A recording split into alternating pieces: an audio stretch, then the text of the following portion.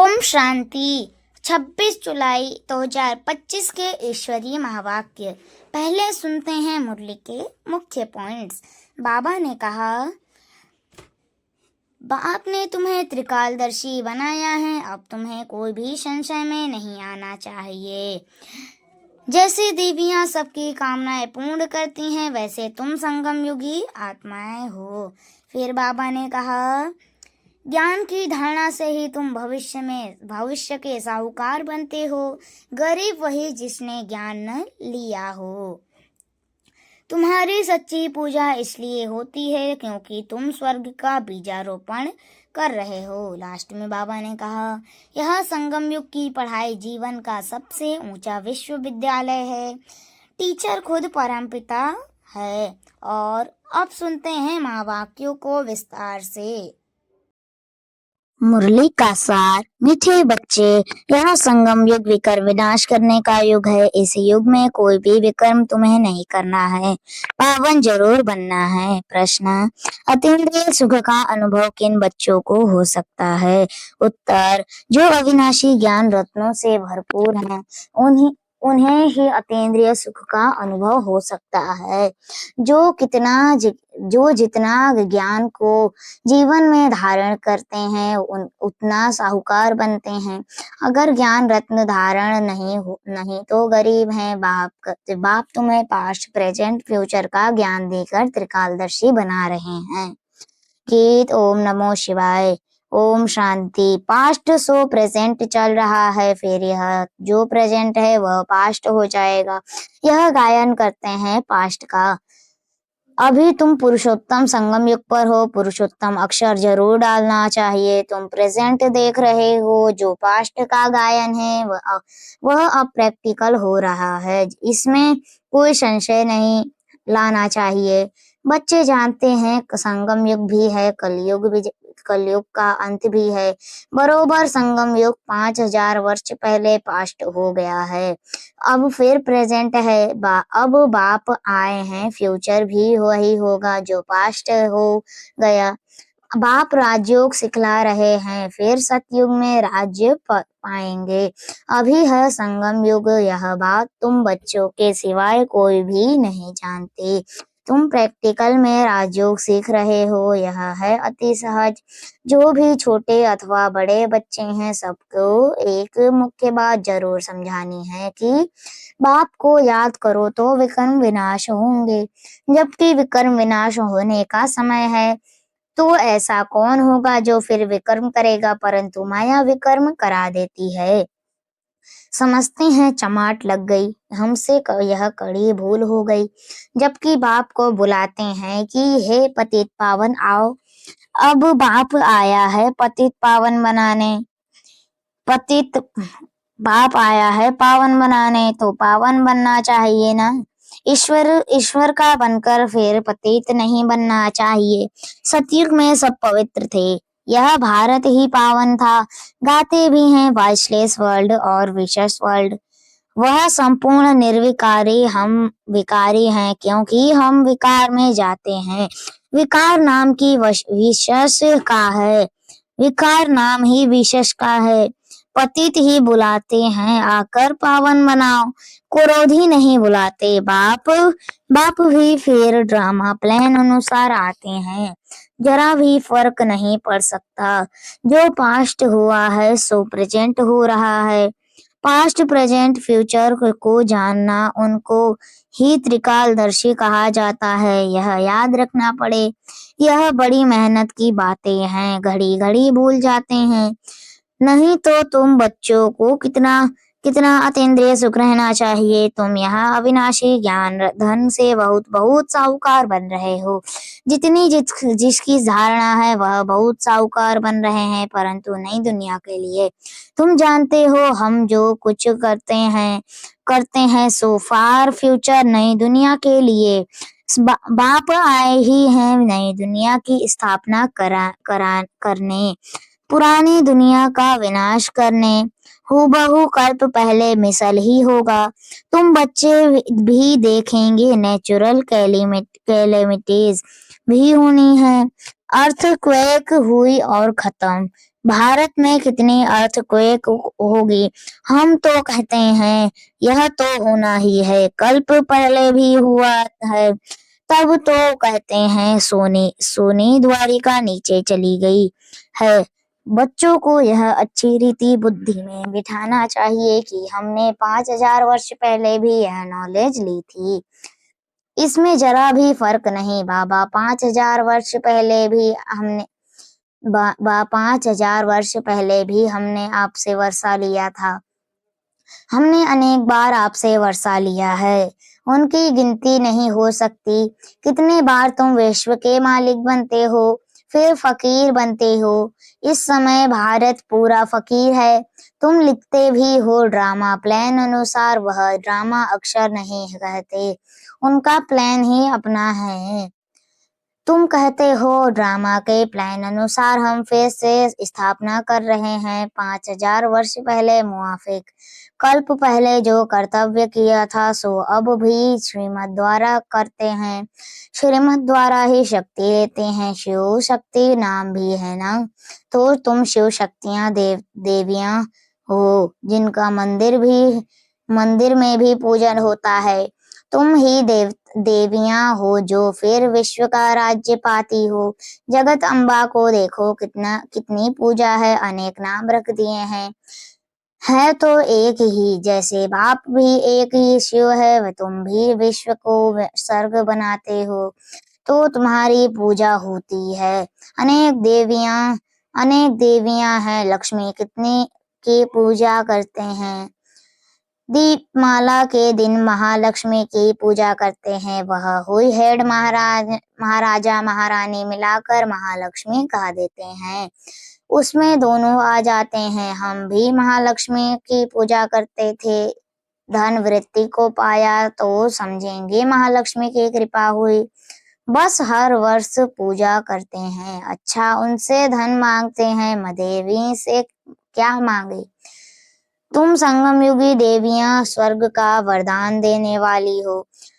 मनुष्य को यह पता नहीं है कि देवियों से स्वर्ग की सब कामनाएं पूरी होती हैं। तुम देवियां हो ना, मनुष्य को ज्ञान दान करती हो, जिससे सब कामनाएं पूर्ण कर देती हो। बीमारी आदि होगी तो देवियों को कहेंगे ठीक करो, रक्षा करो।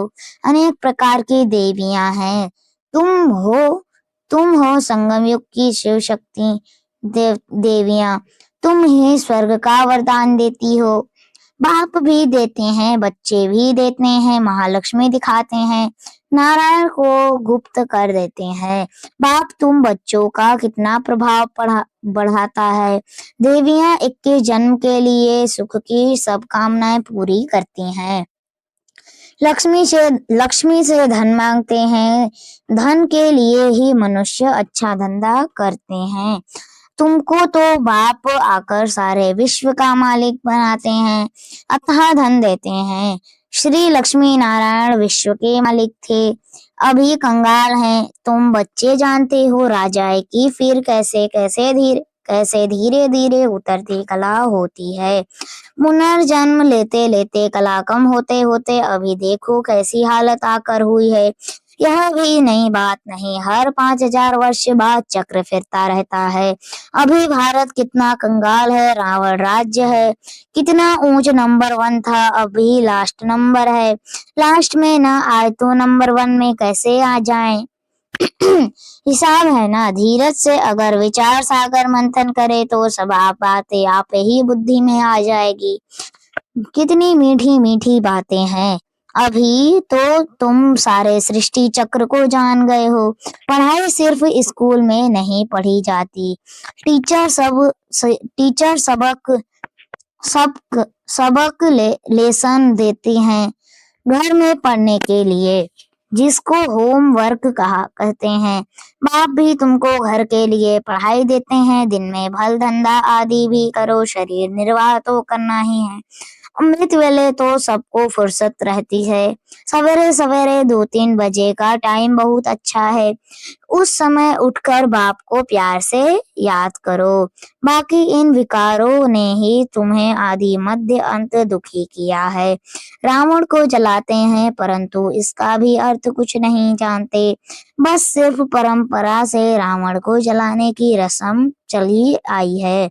ड्रामा अनुसार यह भी नूद है। रावण को मारते आए हैं परंतु रावण मरता ही नहीं। अभी तुम बच्चे जानते हो यह रावण को जलाना बंद कब होगा। तुम अभी सच्ची सच्ची सत्यनारायण की कथा सुनते हो। तुम जानते हो कि हमको अभी बाप से वर्षा मिलता है। बाप को न जानने कारण ही सब निधकने हैं। बाप जो भारत को स्वर्ग बनाते हैं उनको भी नहीं जानते हैं। यह भी ड्रामा में नूद है। सीढ़ी उतरते तमो प्रधान बने तब तो फिर बाप आए हैं परंतु अपने को तमो प्रधान समझते थोड़े ही हैं। बाप कहते हैं इस समय सारा जड़ी भूत अवस्था को पाया है। एक भी सतो प्रधान नहीं। सतो प्रधान होते भी हैं शांति धाम और सुख धाम में। अभी है तमो प्रधान बाप ही आकर तुम बच्चों को अज्ञान नींद से जगाते हैं। तुम फिर औरों को जगाते हो, जगते रहते हो। जैसे मनुष्य मरते हैं तो उनका दीवा जलाते हैं कि रोशनी में आ जाए। अब यह है घोर अंधियारा। आत्मा वापस अपने घर जा न सके। भल दिल होती है दुख से छूटे परंतु एक भी छूट नहीं सकते। जिन बच्चों को पुरुषोत्तम संगम युग की स्मृति रहती है वह ज्ञान रत्नों का दान करने बिना रह नहीं सकते। जैसे मनुष्य पुरुषोत्तम मास में बहुत दान पुण्य करते हैं ऐसे इस पुरुषोत्तम संगम युग में तुम्हें ज्ञान रत्नों का दान करना है। यह भी समझते हो स्वयं परमपिता परमात्मा पढ़ा रहे हैं। श्री कृष्ण की बात नहीं। श्री कृष्ण तो है सतयुग का पहला प्रिंस। फिर तो वह पुनर्जन्म लेते आते हैं।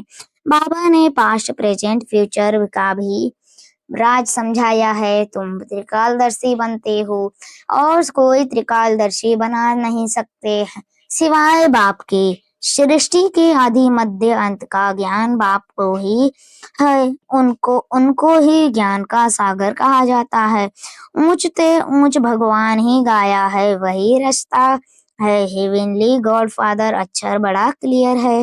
हेवन स्थापन करने वाला शिव जयंती भी मनाते हैं परंतु वह कब आए क्या किया यह कुछ भी नहीं जानते। जयंती के अर्थ का ही पता नहीं तो फिर मनाकर क्या करेंगे। यह भी ड्रामा में सब है। इस समय ही तुम बच्चे ड्रामा के आदि मध्य अंत को जानते हो फिर कब नहीं। फिर जब बाबा आएगा तब ही जानेंगे। अभी तुमको स्मृति आई है यह 84 का चक्र कैसे फिरता है। भक्ति मार्ग में क्या है उनसे तो कुछ भी मिलता नहीं। कितने भक्त लोग भीड़ में धक्का खाने जाते हैं। बाबा ने तुमको उनसे छुड़ा दिया। अब तुम जानते हो हम श्रीमत पर फिर से भारत को श्रेष्ठ बना रहे हैं। श्रीमत से ही श्रेष्ठ बनते हैं। श्रीमत संगम पर ही मिलती है। तुम यथार्थ रीति से जानते हो हम कौन थे फिर कैसे यह बने हैं। अब फिर पुरुषार्थ कर रहे हैं। यह पुरुषार्थ करते करते बच्चे अगर कभी फेल हो पड़ो तो बाप को समाचार दो। बाप सावधानी देंगे फिर से खड़े होने की। कभी भी फेलू और हो बैठ नहीं जाना है। फिर से खड़े हो जाओ दवाई कर लो सर्जन तो बैठा है ना। बाबा समझाते हैं 5 मंजिल से गिरने और 2 मार मंजिल से गिरने का फर्क कितना है। काम विकार है 5 मंजिल। इसलिए बाबा ने कहा है काम महाशत्रु है। उसने तुमको पतित बनाया है। अब पावन बनो, पतित पावन बाप ही आकर पावन बनाते हैं। जरूर संगम पर बनाएंगे, कलयुग का अंत और सतयुग आदि का यह संगम है। बच्चे जानते हैं बाप अभी कलम लगा रहे हैं, फिर पूरा झाड़ यहाँ बढ़ेगा, ब्राह्मणों का झाड़ बढ़ेगा, फिर सूर्यवंशी चंद्रवंशी में जाकर सुख भोगेंगे। कितना सहज समझाया जाता है। अच्छा, मुरली नहीं मिलती है, बाप को याद करो। यह बुद्धि में पक्का करो कि शिव बाबा ब्रह्मातन से हमको कहते हैं कि मुझे याद करो तो विष्णु के घराने में चले जाएंगे। सारा मदार पुरुषार्थ पर है। कल्प कल्प जो पुरुषार्थ किया है हूबहू वही चलेगा। आधा कल्प देह अभिमानी बने हो, अब देही अभिमानी बनने का पूरा पुरुषार्थ करो। इसमें है मेहनत, पढ़ाई तो सहज है, मुख्य है पावन बनने की बात। बाप को भूलना यह तो बड़ी भूल है। देह अभिमान में आने से ही भूलते हैं। शरीर निर्वाह अर्थ धंधा आदि भल 8 घंटा करो, बाकी 8 घंटा याद में रहने के लिए पुरुषार्थ करना है। वह अवस्था जल्दी नहीं होगी, अंत में जब यह अवस्था होगी तब अविनाश होगा। कर्मातीत अवस्था हुई तो फिर यह शरीर ठहर नहीं सकेगा, छूट जाएगा, क्योंकि आत्मा पवित्र बन गई ना।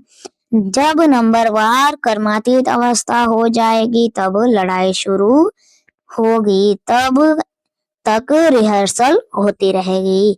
अच्छा, मीठे मीठे से किल्धे बच्चों प्रति माता पिता बाप दादा का याद प्यार और गुड मॉर्निंग। रूहानी बाप की रूहानी बच्चों को नमस्ते। हम रूहानी बच्चों की रूहानी बाप दादा को याद प्यार और गुड मॉर्निंग। रूहानी बच्चों की रूहानी माता पिता बाप दादा को याद प्यार और गुड मॉर्निंग। नमस्ते नमस्ते नमस्ते, शुक्रिया बाबा शुक्रिया। धारणा के लिए मुख्य सार। पहली पॉइंट, इस पुरुषोत्तम मास में अविनाशी ज्ञान रत्नों का दान करना है। अमृत वेले उठ विचार सागर मंथन करना है। श्रीमत पर शरीर निर्वाह करते हुए बाप ने जो होमवर्क दिया है वह भी जरूर करना है। दूसरा, पुरुषार्थ में कभी रुकावट आए तो बाप को समाचार देकर श्रीमत लेनी है। सर्जन को सब सुनाना है। विकर्म विनाश करने के समय कोई भी विकर्म नहीं करना है। वरदान, अखंड योग की विधि द्वारा अखंड पूज्य बनने वाली श्रेष्ठ महान आत्मा भव। अखंड योग की विधि द्वारा अखंड पूज्य बनने वाली श्रेष्ठ महान आत्मा भव। आज विस्तार है।